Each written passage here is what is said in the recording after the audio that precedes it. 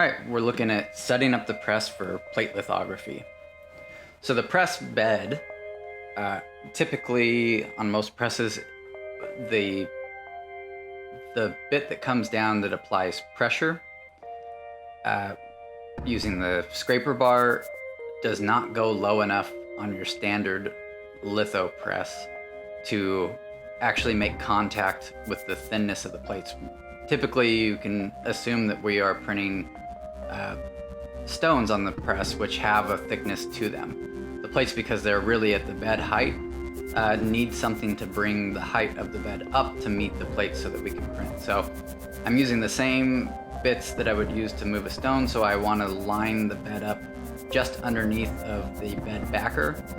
In most classes, we will have this already set up on the press for you. It's much easier to do this with two people, and you should always move something this large with two people.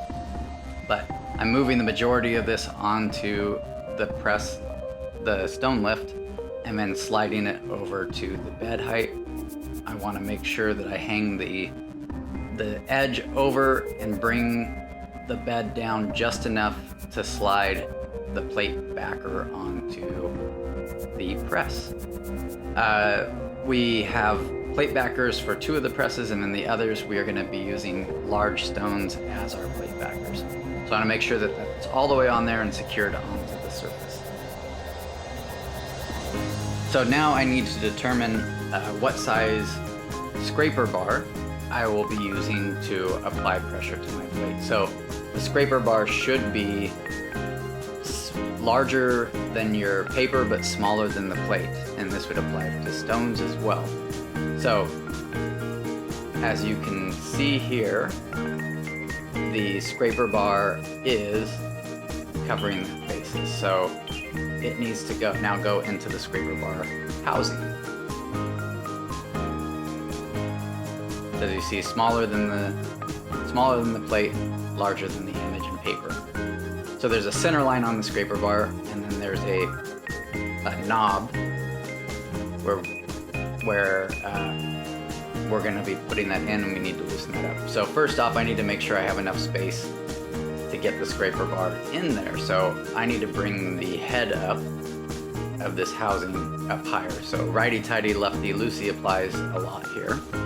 So I'm lining up that center mark in with that knob, and then I'm tightening that down on the scraper bar to hold it in place.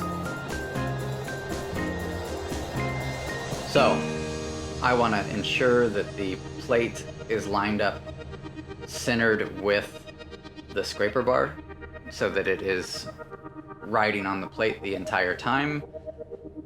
And once I have kind of figured that out, what I first need to do is tape and secure the plate to the press bed so that it's not moving around when we're printing.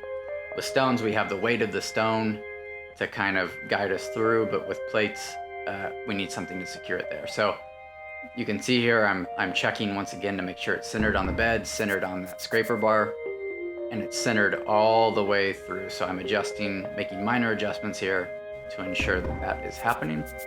Then I can crank the bed back, and now I know that I can secure it in place here. So I want to use some pretty good duct tape, or not duct tape, but packing tape to secure it to the surface. And I don't want this to overlap the plate too much. So you can see that I'm just barely putting it over the edge by about ½ an inch. And I really only want it on the front and back edge of the plate. You do not want to wrap this around the entire thing, and you want to make sure that the plate is nice and flat here, because if you have a bow in it, the press bed and the scraper bar could potentially dent the plate itself. So make sure it's secured down really well. Go over that tape several times, push it down along the edge, and then you need to know how to use the press. So there's a little knob on the right-hand side that engages or disengages the press. So you can see when the little nubbins are not in those grooves, the press bed will not crank. When it is in those grooves, the press will move forward. You can see it moving now. That moves the bed. So I currently have it engaged, and I'm cranking the press up to where the scraper bar is lined up directly over just where the paper starts. I'm going to put a piece of tape down that lines up with the frame of the press onto the press bed that lets me know that that is where I need to engage my pressure. And I'm also going to do that at the edge, the back edge of the plate, so I know where to stop my pressure. I do not want the scraper bar to start before the plate or go off the edge of the plate. All that can dent and damage the scraper bar. This becomes really important on stones because it can potentially crack the stone. So now I need to set the pressure.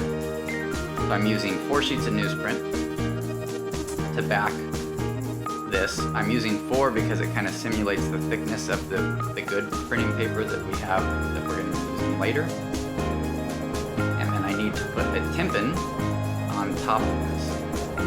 Ensure that you do not put the greasy side of the tympan down onto the paper. You do not want any of that grease to get into the image or onto the plate.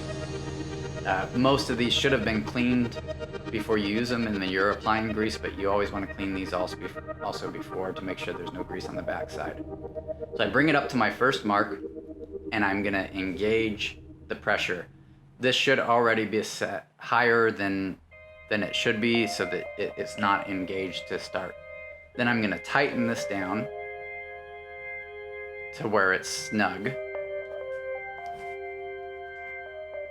And then I'm going to bring the pressure up and then tighten it about half a turn and then slowly tighten it until the pressure is appropriate. So you can see I'm still able to pull that down with one hand.